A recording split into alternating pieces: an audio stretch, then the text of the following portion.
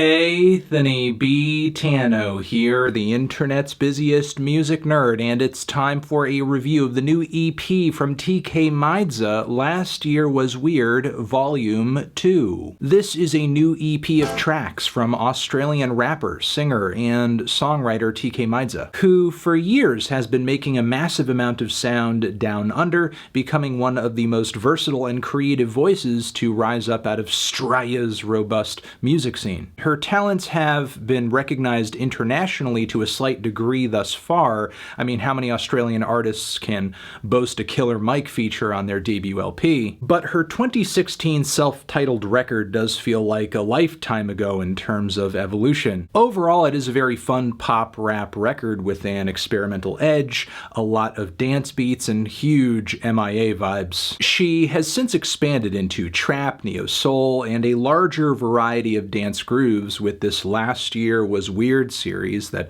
began in 2018, and now we are getting the second installment of that. And it is easily one of the best collections of songs I have heard in 2020. This EP is so consistently good and stylistically diverse that it's hard to believe the songs here are all attributed to one artist. We have the opening track, My Flowers, which is a delicate, funky, and enveloping piece of neo-soul with an immaculate hook attached to it. These are my flowers, these are my flowers. I just need to be cradled in this Questlove type beat, the warm keys, and Tkay's super cute, melodic, silky flows. It's enchanting. Then we have a total mood switch on the equally good 24K, where Tkay suddenly breaks into a quality piece of hip house. Feels kind of like something Kaytranada or Goldlink would do, but Tkay is kind of killing them on their sound, kind of killing them a little bit with love. The vocals, in comparison with the opener, are a lot bolder. The flows are fun, and she drops some cheeky bars about money, fashion, and of course Tetris, which, believe it or not, is not the only Tetris bar on the EP. Then we get Shook, which is a blaring and funky piece of pop rap that feels like a combination of Missy Elliott and Pharrell. We have this booming lunch table beat on the song, some bold synth hits, some interesting transitions along the way too. Then beyond that, it's all about Tkay with the super carefree, infectious bars that remind me of stuff the cool kids used to do back in the day. Great hook too. Next, the song Awake shouldn't be too new to anyone in my audience, not only because there is a JPEG Mafia feature on it, but I also named this track as one of my favorite tracks of 2019. This thing is a dark, grimy trap banger with a slightly industrial beat. I also love the thematic bars about staying awake at all hours of the night, being an insomniac essentially, feeling wired in the information age. Then Tkay keeps things kind of moody and aggressive on the following Grasshopper, which in my opinion, between the grooves and the flows, does have a very subtle, a very slight grime edge to it. I love that she has dipped into that sound, even if just a little bit on this one. Plus, I think the track list, being as short as it is, could have used another banger, so good thing this song got worked into the mix. I love the way Tkay's flow in the second verse gets super melodic, really switching it up to the point where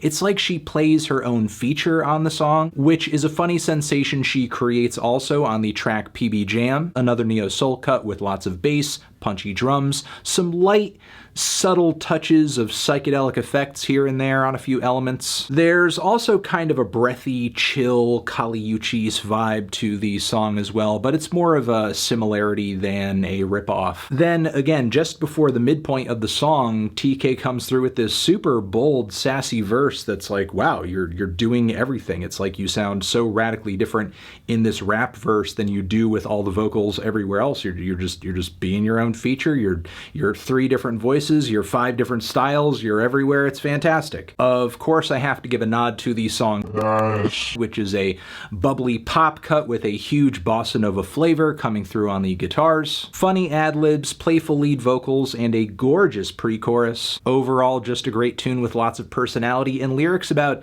pettiness and cutting people out of your life who I guess are just toxic, then laughing at the way their toxicity makes them miserable and unhappy. Then with the closing track, Don't Call Me Again with Kari Fo. This one is a pretty grand closer in terms of emotional potency. There is a lot of heartache here. Stylistically, the track sounds like a seamless throwback of 90s pop and more neo-soul, but with a crisp, contemporary delivery that keeps it from feeling like an exercise in nostalgia. TK's vocal harmonies on the track are fantastic, and Fo's rap verse on the song has this deep vocal tone to it, so confident, so commanding. It's just the thing the song needed. Yeah, there is not a single dud on this EP. There really is not. I do think TK does still have a little ways to go in terms of redefining her influences, flipping them in a way that is a bit more distinct, and also refining things down until she hits upon a sound that is truly uniquely her. But still, that does not take away from the fact that we have nothing but good songs, good production, good performances, sticky lyrics, and interesting variety of styles as well. And finally, from front to back, hit after hit after hit after hit. Feeling a light to decent 9 on this EP, Transition. Have you given this EP a listen? Did you love it? Did you hate it? What would you rate it? You're the best, you're the best. What should I review next?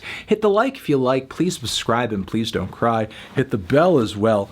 Over here next to my head is another video that you can check out. Hit that up or the link to subscribe to the channel. Anthony Fantano, Tkay Maidza, Last Year Was Weird, Volume 2, forever.